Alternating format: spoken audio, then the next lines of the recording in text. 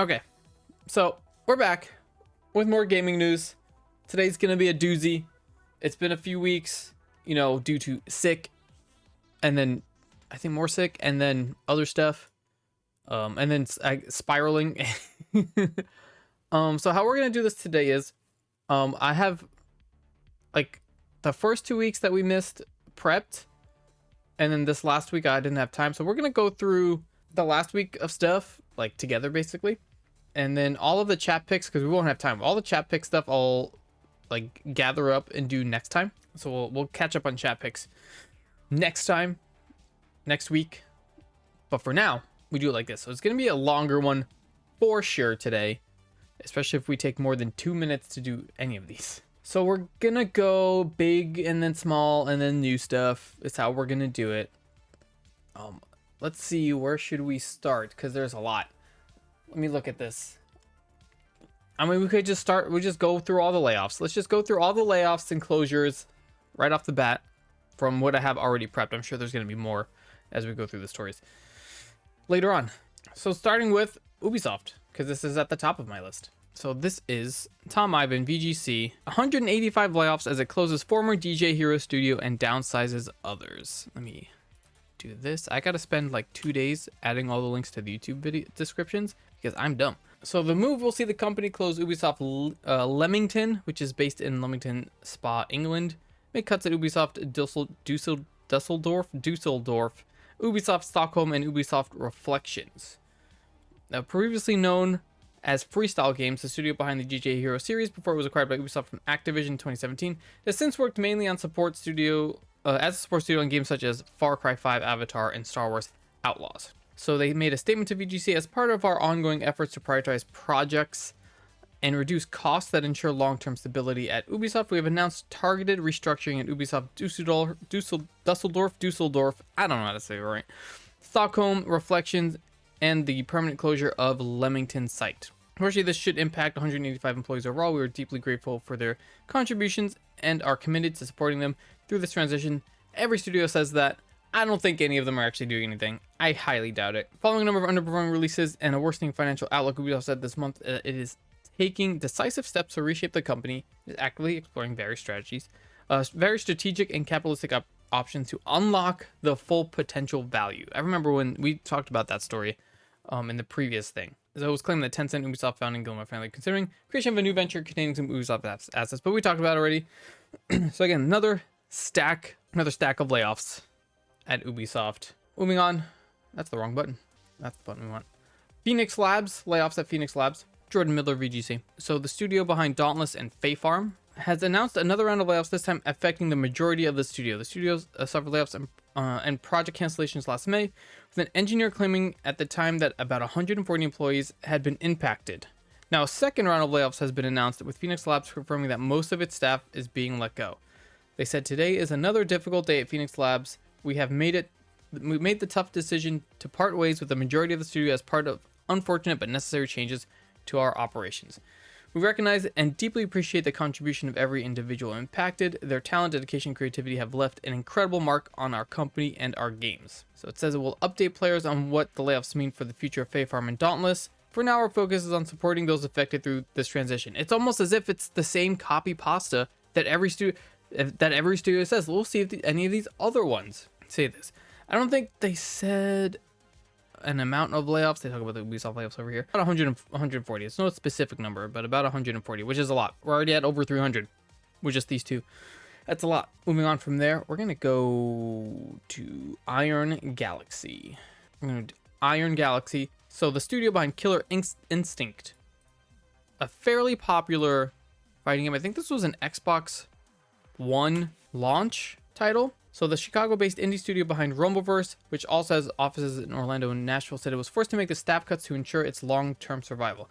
Best known as a co-development and support studio, Iron Galaxy has worked on numerous high-profile franchises, including Call of Duty, Last of Us, Uncharted, Elder Scrolls, Fallout, Destiny, BioShock, and Killer Instinct. It reportedly employed more than 250 people. This is, I don't know if I tell my VGC just in case I don't remember if I already said it.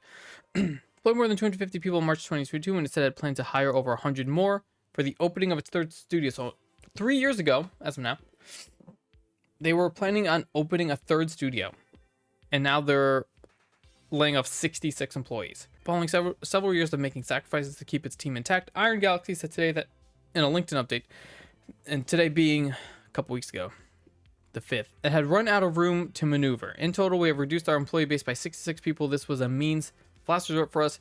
It's a measure we do not take lightly to enable our long-term survival. And here we go.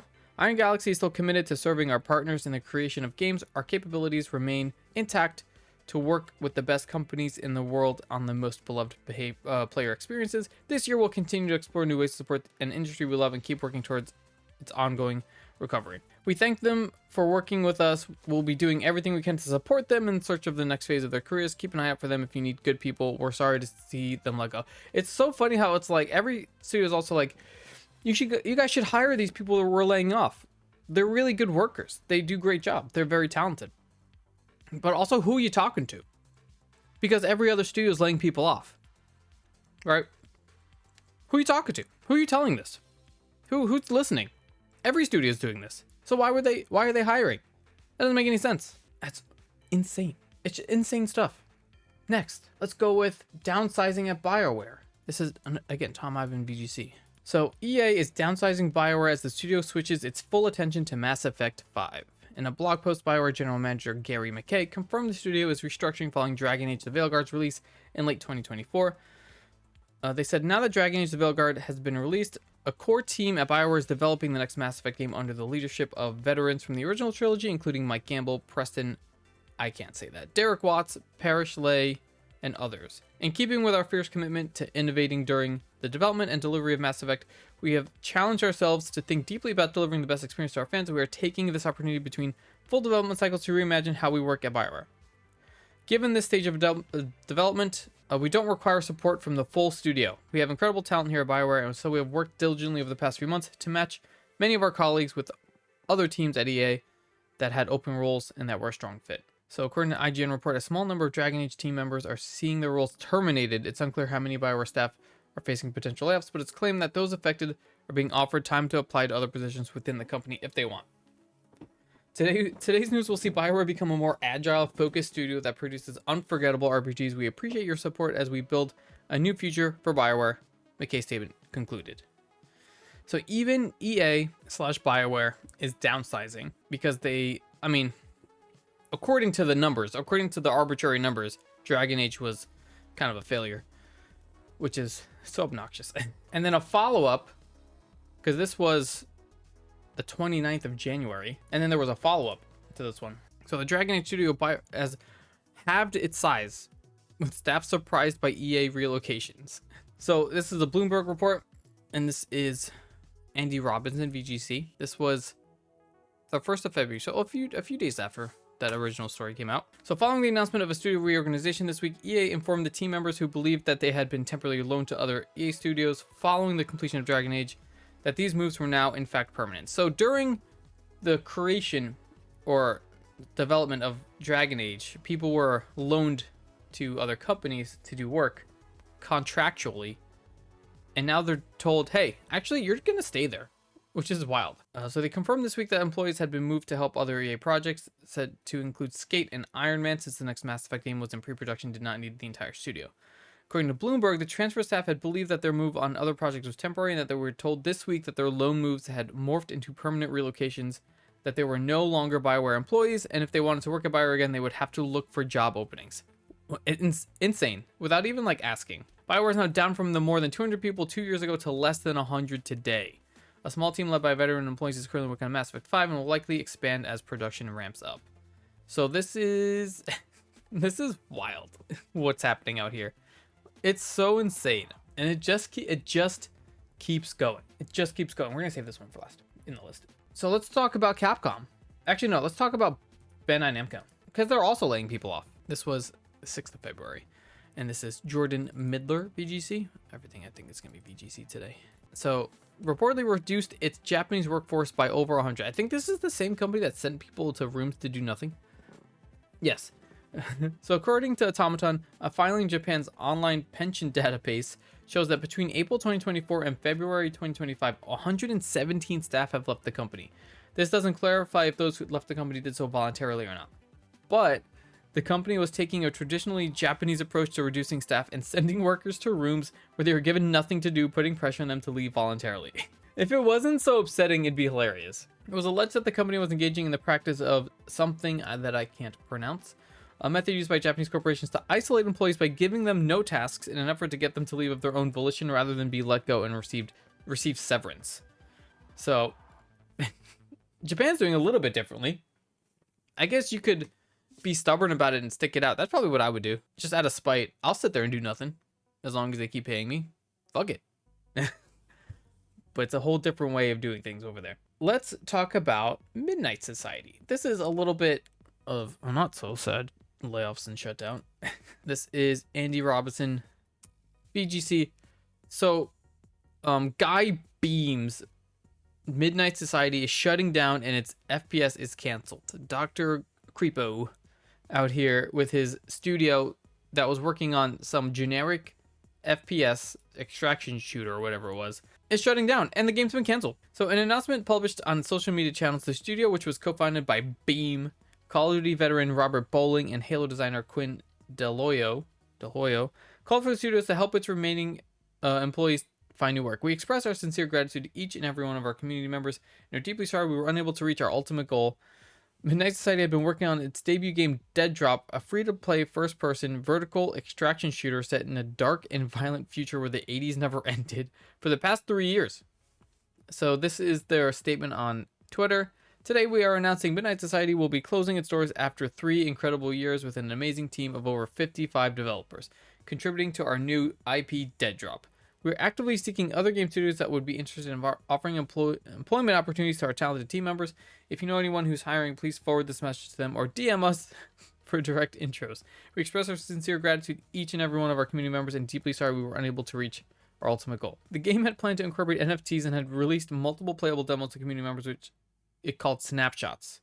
So, again, sucks that people lost their jobs, but, you know, a company founded and created by a not so cool person. Some would say a shitty person, allegedly a real piece of shit, allegedly. So hell yeah, you know what I'm talking about.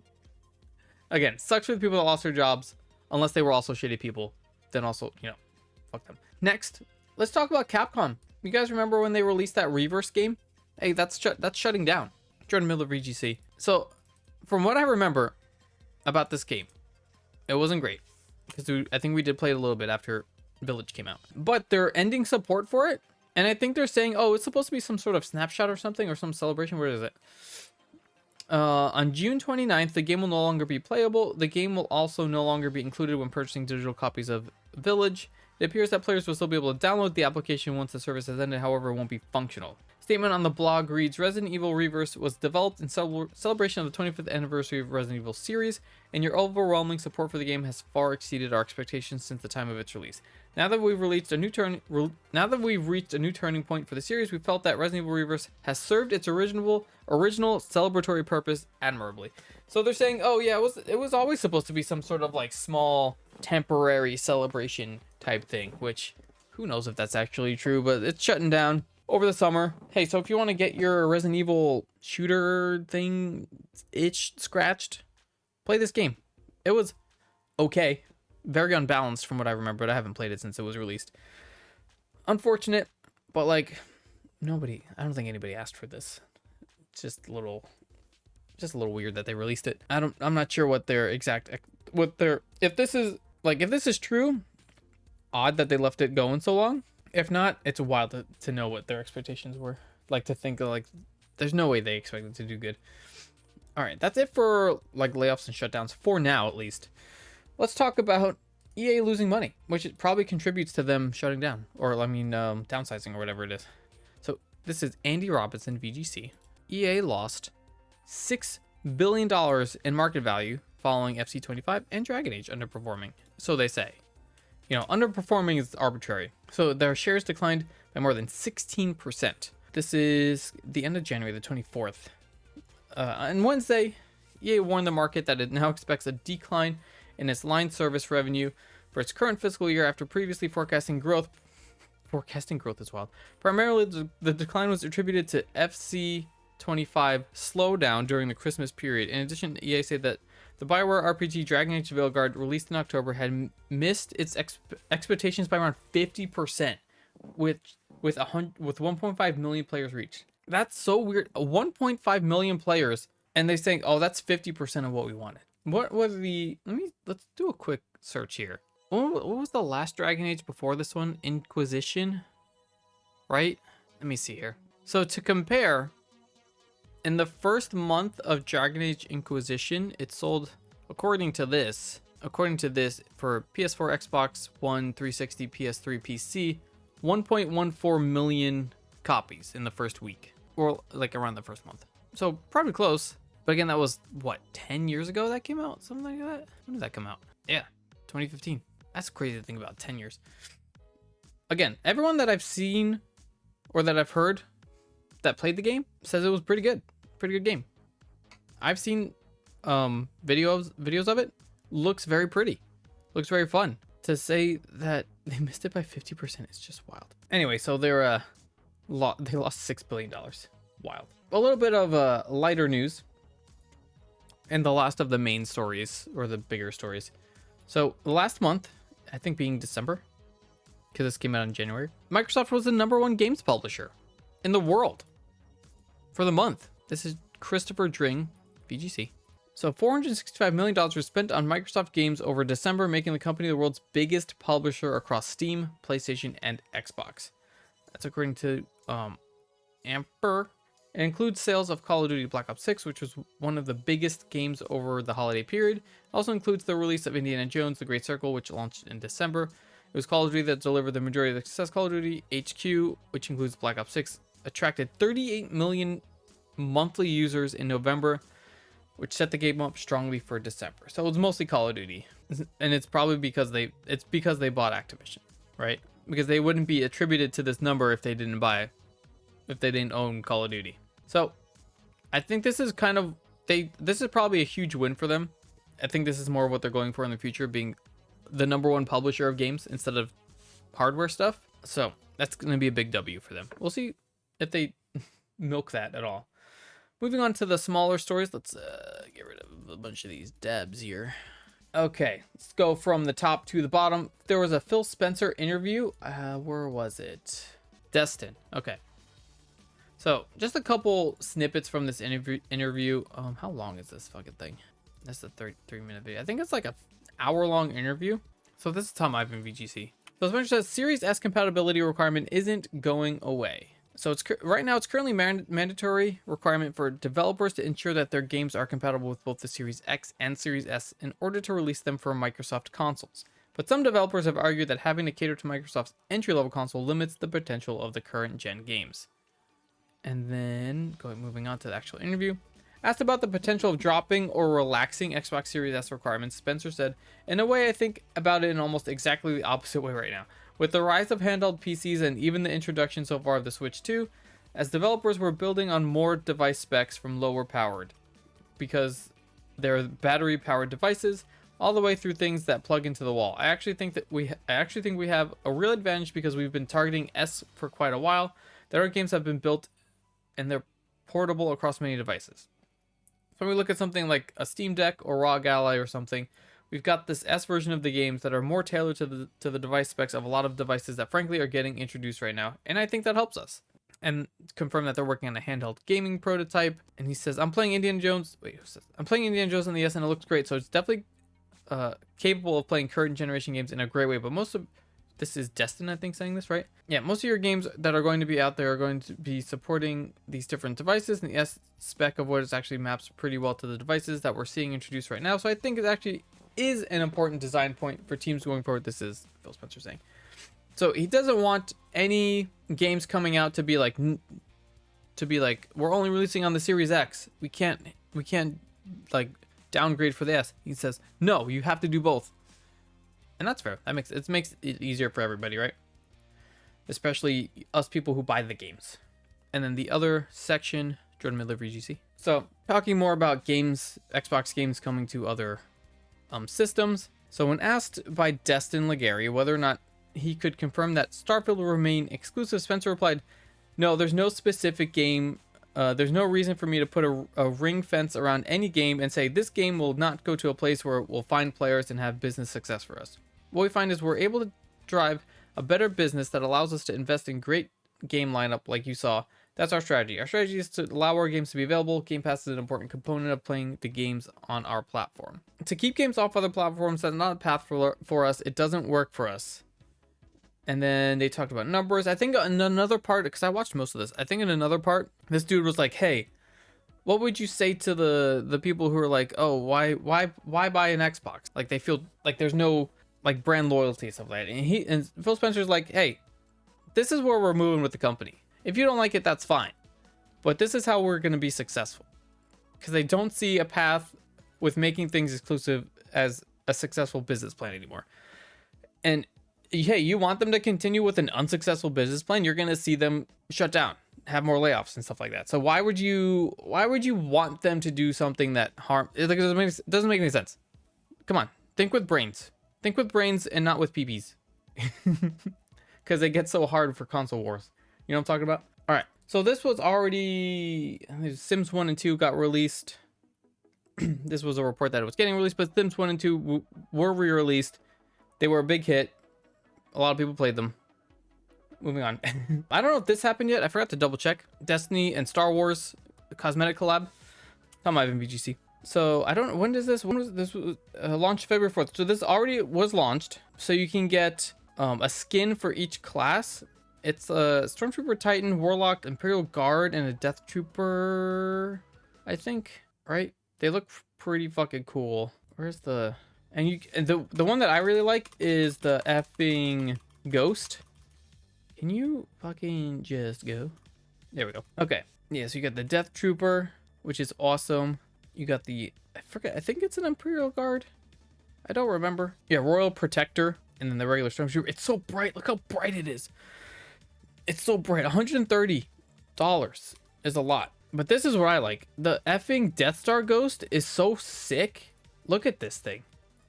How cool is that? I would just get this. Like, this by itself is so fucking cool. It lasers is pretty sick. So, you know, maybe I might, you know, install Destiny 2 for like a hot minute just to get some of these skins for fun.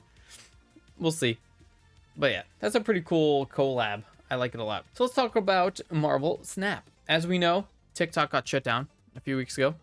And with it, Marvel Snap, because the parent company owns both. So now Marvel Snap's like, hey, we didn't want this to happen. So they're compensating players that missed out on things. Players outside of the affected region will also receive, following others, developer Second Dinner has announced a large compensation package to apologize to players impacted by the ban. Not only this, players outside of the affected region also receive a gratitude package with in-game items. The level of compensation will be dictated by what level a player is and their location, with US and non-US players receiving slightly different rewards.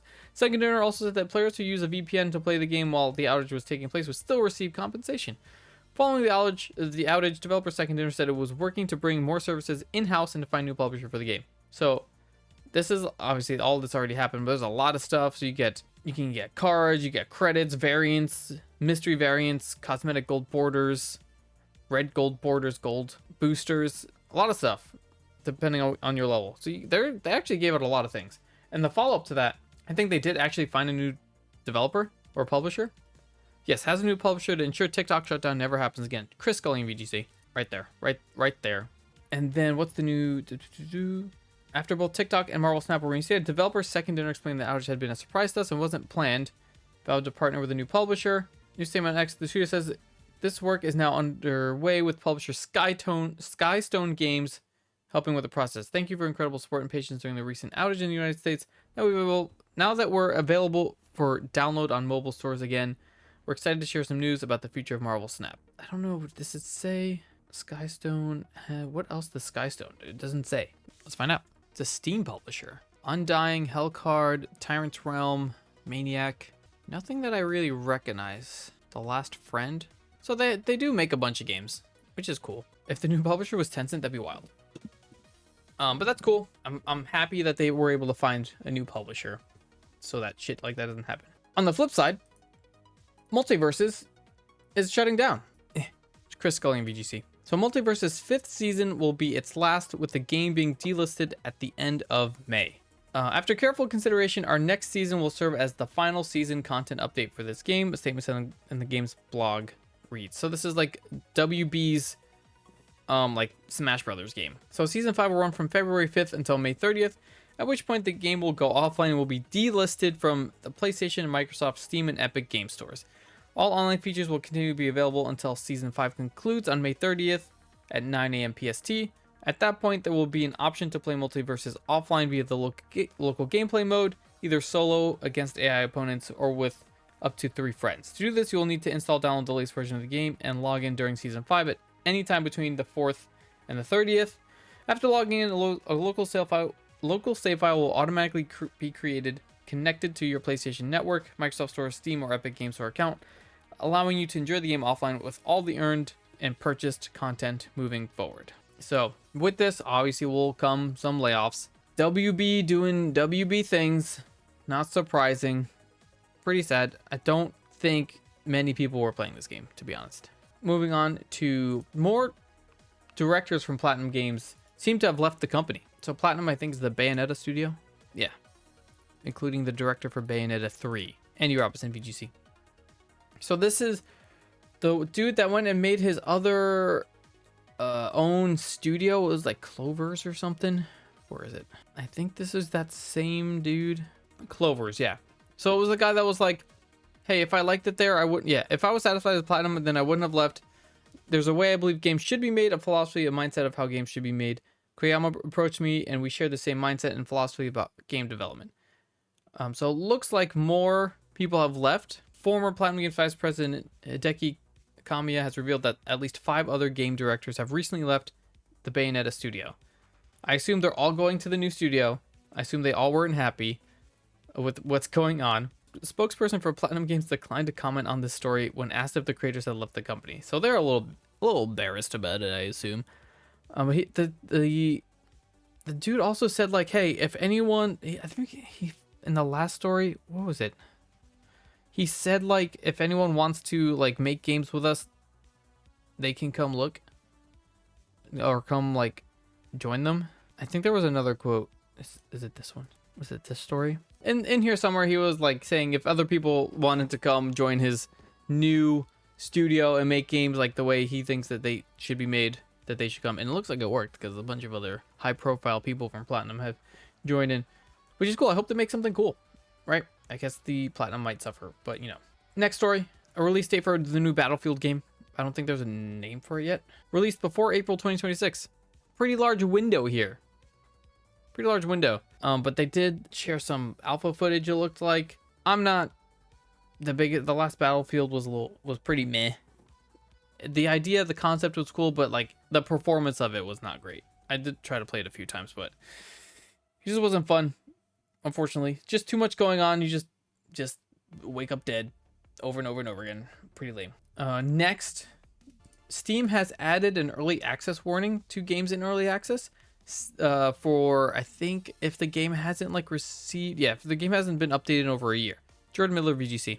So now, when you go to purchase/add early access games to your library, it'll say something like this here. No, games in early access are not complete and may or may not change further. So they'll have a note saying the last update made by the developer was over 13 months ago. The information and timeline described by the developers here may no longer be up to date. So just letting you know, hey, this might never come out of early access kind of thing. I guess people were complaining. It's not like no one's ever been in early access for a long time, right? Like it was only like a year or so that 7 days was in early access. That they released that pretty quickly. So as spotted by SteamDB, an example warning reads, last update, which we just read, it appears that this warning will appear on games that haven't received an update in over a year. Several early access titles such as Hades 2 don't support this warning. Similarly, much older early access titles seem to be exempt from this warning. I guess we'll see. I guess it's just a liability thing. It makes sense, and I like it. I like the more like warnings that they put on these things, the better, I think. But that's it for everything that I have prepared for the first 2 weeks that we missed. So I do have a few tabs ready. I haven't gone through them in great detail, but these few things here, we'll go for the bigger things at the end, like the state of play and the dice awards and stuff like that. But first, So E3 organizer ESA launches new event called Icon. This is Chris Scully of VGC. So that's a little weird. So the Entertainment Software Association, ESA, has announced the Interactive Innovation Conference, or ICON for short, a thought leader summit designed to connect visionaries, thought leaders, and innovators from across industries to harness the power of interactive entertainment.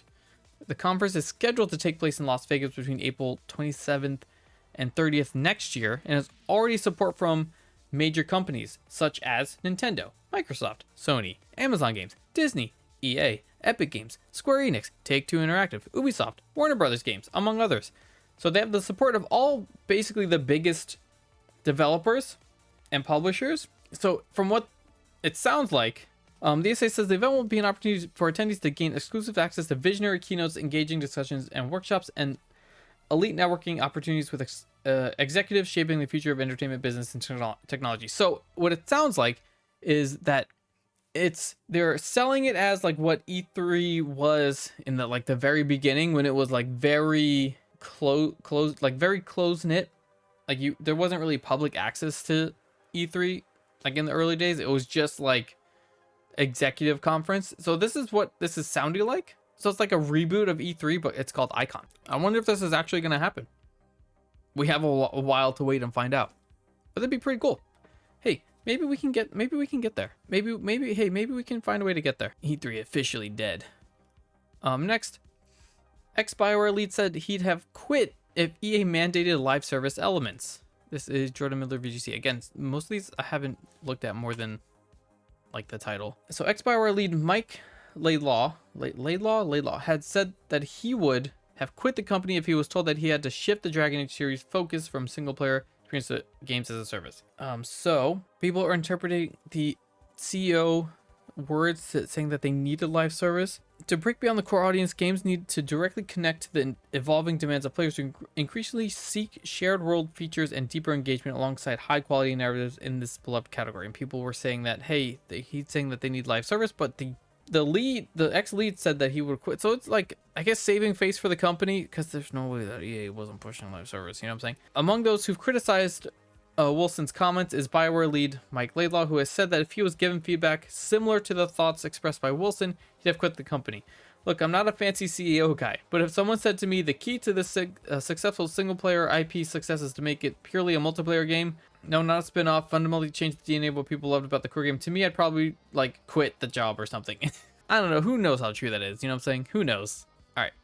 Hey, the Wonder Woman game that got canned, it's already been rebooted. Isn't that crazy? So the Warner project has reportedly changed directors. Wonder Woman, which is being developed by Monolith Productions, will use the Nemesis system from their acclaimed pair of Lord of the Rings titles released during the last generation. The game was announced in 2021 at the Game Awards. Since then, nothing has been shown from the project. Now, according to Bloomberg, the project was rebooted last year and has switched directors. One of the company's biggest bets in development, a video game based on Wonder Woman, has struggled to coalesce. According to people familiar with the project, early last year it was rebooted and switched directors. So they were working on it for a few years, and then they said, "Nah, we're gonna start over." and then, hey, I wonder where all these closures from WB happened. You know what I'm saying? Wild. Hey, there was a PSN outage. Yeah, like last week there was a PSN outage. Update is back online. It was about a day. After nearly 24 hours of downtime, PSN was finally back online, and Sony has apologized with a free gift to players. Network services have fully recovered from an operational issue. We apologize for the inconvenience and thank the community for their patience. All PlayStation Plus members will automatically receive an additional 5 days of service. Cool. I don't think they ever gave a reason what the outage was. This was Jordan Miller, VGC, by the way. We're almost on gamers. There's still no explanation for the PSN downtime, which left many players unable to access online services. That's wild that they didn't even say what the issue was. Well, hopefully it wasn't another cyber attack. Next, Crysis 4 is on hold, and its director has left as Crytek says it's laying off 15% of his staff. Chris Scully, VGC. So Crytek has announced that it's on hold. In a statement posted on the official Twitter account, the company said that the layoffs were necessary because of the current state of the industry. Copy pasta. Like so many of our peers, we aren't immune to the complex, unfavorable market dynamics that have hit our industry these past several years. It pains us greatly to share today that we must lay off an estimated 15% of our around 400 employees. That's a decent amount. The layoffs affect development teams and shared services. Has not been an easy decision to make, as we deeply appreciate the hard work of our talented teams. Crytek announcement also revealed that its decision during Q3 last year to put development of Crysis 4 on hold, and that it has been trying to shift developers over to Hunt Showdown 1896. That's wild, but not surprising. Again, pretty lame. It sucks that this just keeps happening every week, no matter what. It's again, it's another thing where it's like, hey, you guys should hire these developers that we're laying off. Everyone else is laying off developers too. Like, who are you talking to? All right, next, let's go through the DICE Awards that happened yesterday. I think it was yesterday, yeah. So, DICE Awards, hosted by the Academy of Interactive Arts and Sciences. The DICE Awards nominees and finalists are decided by the Academy's 30,000 strong membership of industry professionals. We'll go through the winners, but it's hosted by Greg Miller and Stella something, I forget, my bad. But it's mostly like a developer thing as opposed to like a player-based thing like the regular Game Awards are. So, we'll go through the list of winners. Outstanding Achievement Animation, Astrobot. Outstanding Achievement in Art Direction, Black Myth Wukong.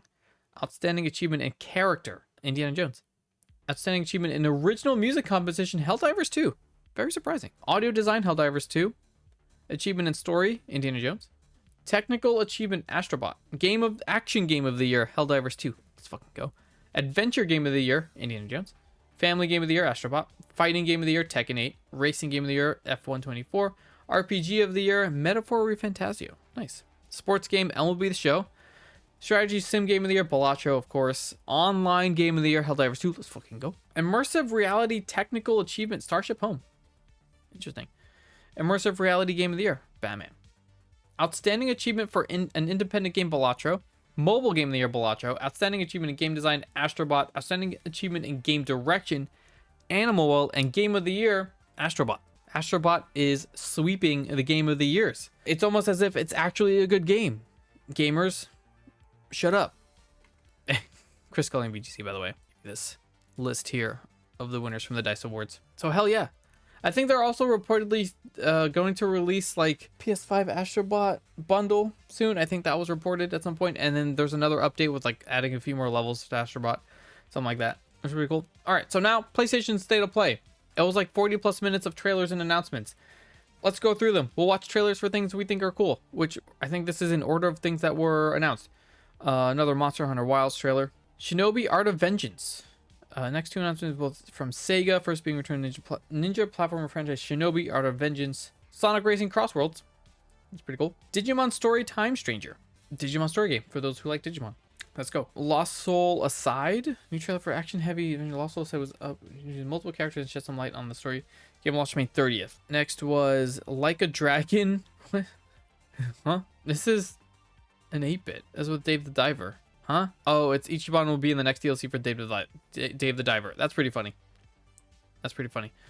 WWE 2K25. Borderlands 4. Directive 8020. That's one that I want to see the trailer for. Let's pull that one up, because this is from Supermassive. It's a 2-minute trailer.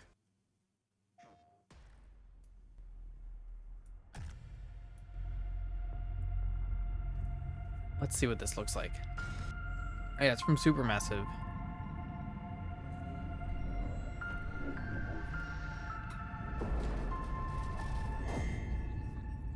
She looks familiar. Status report. Looks like it penetrated through there. We need to inspect the hull damage first. Whoa. Doesn't look too bad. Doesn't look too good either. Does not. What is that? The audio on this is a little weird. It's like muffled. My Like body's overall. going one way and my mind's going another. What is that? This ship is infected with an alien organism. It still doesn't feel real sometimes. Never forget why you started. Is that the lady from the Obi-Wan show? Oh, fuck. Lord have mercy. Life, Do you think death Williams takes knows many more about this substance than he's letting on? We can't take any chances with him. It can manipulate its physical appearance. It's changing its cellular structure. It's What the heck? replicating the human form. It's replacing us. What? It's like the thing. I know this will be difficult to hear, but if you're still out there, you deserve the truth.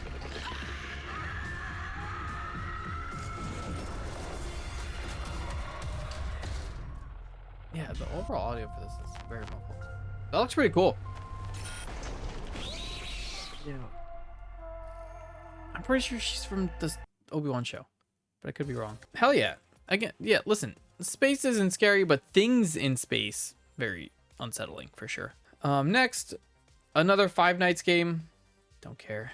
The Midnight Walk. You need to do a Moonwood presents new trailer for Midnight Walk. It's a cozy horror game with claymation. I think we've seen this one. Darwin's Paradox. It's an octopus. An octopus trying to escape a food processing plant. That's pretty funny. Warriors Abyss. I don't know what's going on here, but that looks like a lot. Another Onimusha trailer. Metal Gear Solid Delta. Hell is Us. New action from Nikon and Rogue Factor. We see a hooded character exploring a mysterious rainy village and wielding a lightsaber escort. Hell is Us? What is this? Oh, Lies of P. DLC. Let's go. It's an expansion. We gotta finish that game. Might have to start it over. Dreams of Another. I can't even see what's going on here. Create parts of the world by shooting of floating dots scattered around. Let me see what this is. Let's see what this is. Let's check this out. I don't know where I came from or how I was made. That's me, little old then once in a lifetime.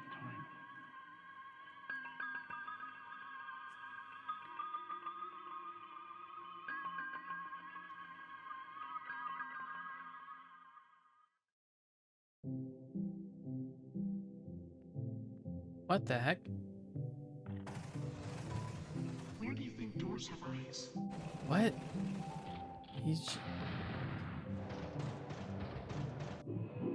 Okay, so you just... Where our children will put down roots.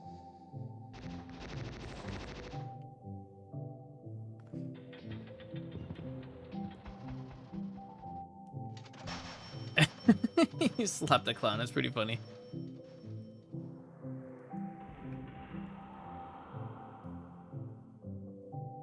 I just don't want to see, like, what is the mechanic here. He's just kind of like shooting, like, nothing specific, and the world's just changing.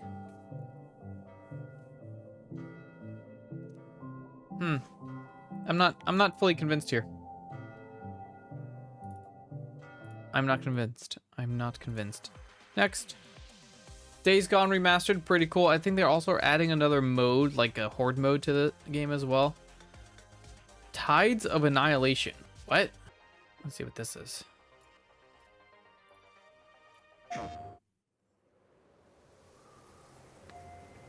No one knows how that world came into being. Mm-hmm. It devoured everything from the past. Whoa. It's cool art style. Only I was left. Cool sword. That was a fatal mistake. Whoa, she's cool.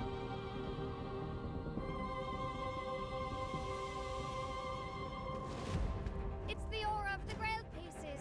I can sense it. Uh-huh. As Look at that long as dress. it is reforged. Whoa, that guy's big.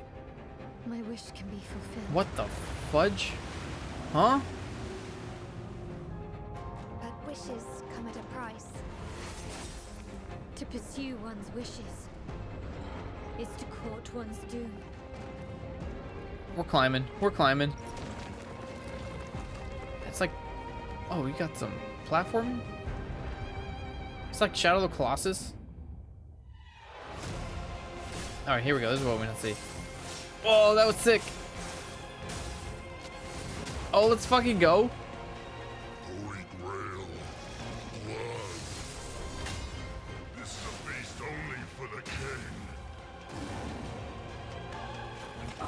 The animations are a little janky, but it looks fucking cool as hell.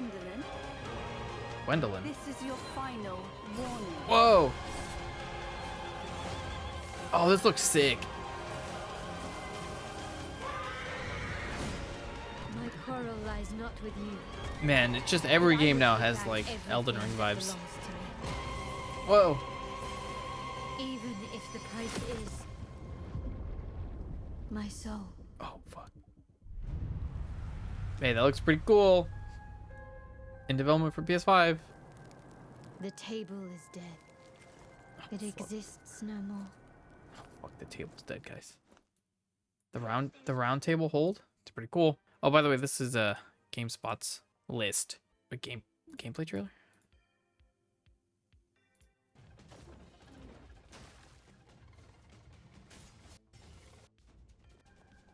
It's cool. I get to see the HUD. That's what I really wanted to see, what the HUD looks like.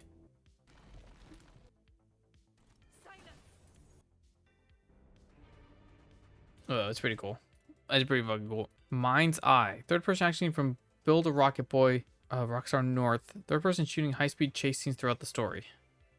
This is the worst. This is the worst screenshot they could have picked. Saros. I do want to pull up this one because this one's fucking cool. This is like the developer of, I think, Returnal.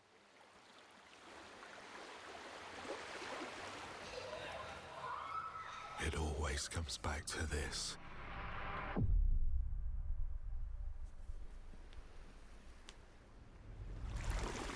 And it's got your boy Rahul Kohli in it, as you might have seen in it's not Midnight Mass, the one after that one,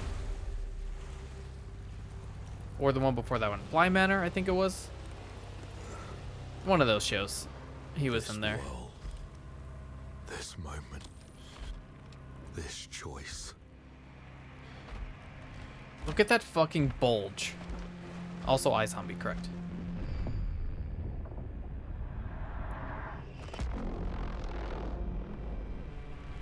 Every time the sun dies, madness reigns. Jen's would everything watch begins something? again. That's wild.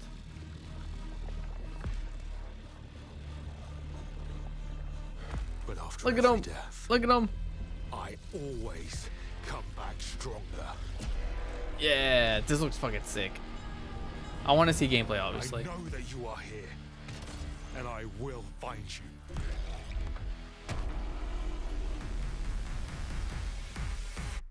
Let's go.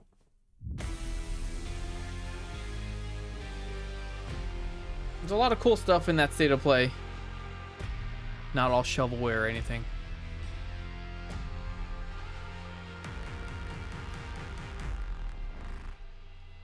Hell yes. Come back stronger when it comes out. All right, but that's gonna be it for today, or for this week. Like I said, we'll go through all the chat picks for next time. Ended exactly 1 hour recording. Obviously, the edited version will be a little bit shorter. I'll try to get this up Monday, the latest. Try to get this up on Monday. Today's Friday, obviously. But yeah, we did it. That was a lot. Chat, gamers, people, that was a lot. I hope everyone enjoyed the return of casuality. But that's gonna be it for this week. Check out the links in the chat if you want to watch previous weeks or jump into comments or add some chat picks. Do the thing or not. No. But yeah, that's gonna be it. Until next time.